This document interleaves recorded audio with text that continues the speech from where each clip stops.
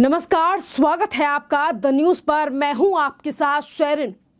कभी कोयला घोटाला तो कभी शिक्षा घोटाला और उसके बाद अब राशन वितरण घोटाले में ममता बनर्जी की मंत्रियों की बढ़ने लगी हैं मुश्किलें। जी हां, राशन वितरण घोटाले में ईडी ने की है पश्चिम बंगाल में छापेमारी, और वो भी टीएमसी के मंत्री ज्योति प्रिया मलिक के ठिकानों पर ये ईडी के द्वारा छापेमारी की गई है।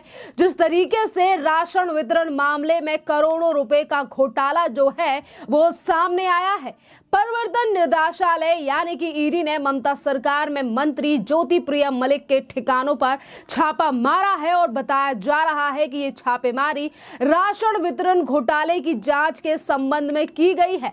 हाल ही में जो गिरफ्तार हुआ था, जो मास्टरमाइंड वकीबुर रहमान, जो कि काफी ज्यादा करीबी है ममता बनर्जी की सरकार में मंत्री ज्योति प्रिया का काफी ज्यादा करीबी है, और इसीलिए अब ईडी ने जो है वो छापेमारी की है ममता बनर्जी के मंत्री के ऊपर। आपके लिए बता दें कि जिस तरीके से एक के बाद एक बड़ा घोटाला इन दिनों पश्चिम बंगाल से सामने आ रहा है, ममता बनर्जी की सरकार में से सामने आ रहा है, चाहे फिर हम एसएससी घोटाले की बात करें या फिर कोयला घोटाले की। और इसी पूरे मामले में यानी कि राशन वितरण घोटाले में ईडी ने पीएमएलए के तहत बड़ी कार्रवाई जो है वो की है, और खबर सामने आ रही है कि ममता सरकार में मंत्री ज्योति प्रिया मलिक के ठिकानों पर ईडी ने ये छापेमारी कई बड़ी जगहों पर की है। 8 से ज्यादा जगहों पर ईडी ने जो है वो छापेमारी की है, और इसी मामले में ईडी ने पिछले हफ्ते कारोबारी वकीबुर रहमान को गिरफ्तार किया था, जो कि ममता बनर्जी की सरकार में मंत्री ज्योति प्रिया मलिक के काफी ज्यादा करीबी है। करोड़ों के राशन वितरण का घोटाले का ये मामला है, और जानकारी मिली है कि राशन वितरण में भ्रष्टाचार से कथित मामले में राज्य के मंत्री ज्योति प्रिया मलिक ने कोलकाता के सॉल्ट लेक स्थित आवास पर ईडी की छापेमारी चल रही है, और ईडी के अधिकारियों ने कई करोड़ रुपए कथित राशन वितरण मामले के संबंध में जारी जांच के सिलसिले में पश्चिम बंगाल के मंत्री ज्योति प्रिया मलिक के आवास और कई स्थानों पर जो है ये आज सवेरे से छापेमारी शुरू की, जो कि अभी तक चल रही है। 8 और अन्य फ्लैट पर भी छापा मारा गया है। ममता बनर्जी की सरकार में मंत्री ज्योति प्रिया के घर पे छापेमारी को लेकर अधिकारी ने यह भी बताया है कि ईडी ने केंद्रीय बलों की एक टीम के सहयोग से कोलकाता सॉल्ट लेक के इलाके में स्थित राज्य के मंत्री मलिक के 2 फ्लैटों पर छापा मारा। उन्होंने बताया है कि मलिक के पूर्व निजी सहायक के मकानों सहित और 8 अन्य फ्लैटों पर भी छापा मारा गया है। यानी कि एक घर और जितने फ्लैट जो ममता बनर्जी की सरकार के इस मंत्री के पास थे, उन तमाम फ्लैटों पर छापेमारी जो है वो ईडी के द्वारा सवेरे तड़के से की जा रही है। और ईडी के अधिकारियों ने यह भी बताया है कि छापेमारी के दौरान मंत्री वहां पर नहीं थे, बाद में ये आए हैं और उनका फोन ले लिया गया है। फ्लैट के अंदर 8 अधिकारी मौजूद हैं, और हम उनके पूर्व निजी सहायक के दमदम स्थित आवास पर कुछ अन्य स्थानों पर भी तलाशी ले रहे हैं। ये तमाम जानकारी जो है वो ईडी के अधिकारी की तरफ से सामने आई है, और ईडी ने यह भी बताया है कि केंद्रीय जांच एजेंसी पहले ही एक व्यक्ति की गिरफ्तारी कर चुकी है, जिसके बयान और स्टेटमेंट के चलते शायद ये छापेमारी की जा रही है, क्योंकि जिस व्यक्ति की गिरफ्तारी, जिस कारोबारी की गिरफ्तारी वकीबुर रहमान की गई थी, वो ममता बनर्जी सरकार के मंत्री की काफी ज्यादा करीब था, और सत्तारूढ़ी तृणमूल कांग्रेस और मलिक के साथ कथित तौर पर करीबी संबंध रखता था। व्यवसायी वकीबुर रहमान हुआ था गिरफ्तार। ईडी के द्वारा जो जानकारी दी गई है उसमें यह भी बताया गया है कि केंद्रीय जांच एजेंसी पहले ही वकीबुर रहमान को गिरफ्तार कर चुकी है, जिसके तृणमूल और मलिक के साथ कथित तौर पर काफी अच्छे संबंध हैं।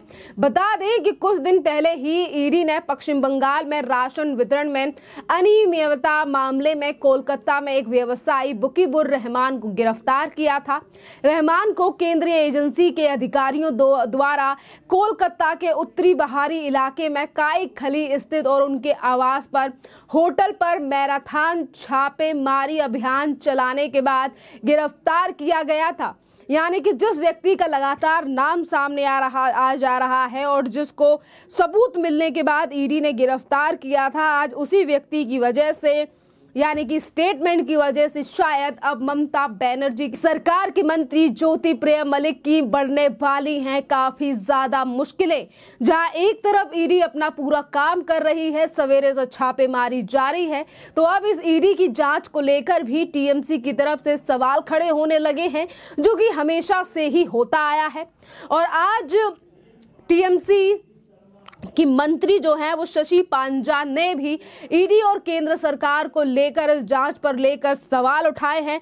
और श्री पांजा ने कहा है कि अभी तो दुर्गा पूजा समाप्त तक नहीं हुई है, कल दुर्गा पूजा का कार्निवल है। वे लोग अभी से प्रतिशोध की राजनीति करने लगे हैं और यहाँ एक मीडिया नैरेटिव की कोशिश की जा रही है, जो कि बिल्कुल झूठ है। जब से 2021 में भाजपा यहाँ पर हार गई है, तब से ये टारगेट पॉलिटिक्स कर रहे हैं। इंडिया गठबंधन भी शुरू होने से टारगेट पॉलिटिक्स होगी, क्योंकि इंडिया गठबंधन में ममता बनर्जी का एक खास रोल है और इसीलिए केंद्र में बैठी जो मोदी सरकार है ये हमारे नेताओं को टारगेट कर रही है और टारगेटेड वाली राजनीति की जा रही है। खैर, ये पहली बार नहीं है, देश के किसी भी राज्य में अगर छापेमारी की जाती है और भ्रष्टाचार को सामने लाने के लिए जब केंद्रीय एजेंसियां काम करती हैं, तभी इन लोगों की तरफ से, विपक्ष की तरफ से ये आरोप लगाए जाते हैं कि केंद्र सरकार जो है वो डर गई है, केंद्र सरकार जानबूझ के हमारे नेताओं को जेल में डालने की कोशिश कर रही है। और यही राग जो है वो कई बार दिल्ली की आम आदमी पार्टी सरकार ने भी अलापा है कि 2024 में लोकसभा के चुनाव आने वाले हैं और इसीलिए हमारे नेताओं की गिरफ्तारी की जा रही है। इंडी गठबंधन से मोदी सरकार डर चुकी है, क्योंकि 2024 में ये मोदी सरकार गठबंधन से हार जाएगी। दिल्ली सरकार के मंत्री तो कई बार इस बयान को दोहरा चुके हैं, जिसमें से राघव चड्ढा भी एक है। पर इसी के साथ आपके लिए बता दें कि पश्चिम बंगाल में जो राशन वितरण का मामला है, जिसमें करोड़ों रुपए का जो है, करोड़ों रुपए की हेरफेर हुई है और इसीलिए ईडी जो है वो इस पूरे मामले में जांच कर रही है। बहरहाल अगर बात की जाए ममता बनर्जी के और मंत्री या नेताओं की, तो वो किसी ना किसी घोटाले में फंसे हुए हैं।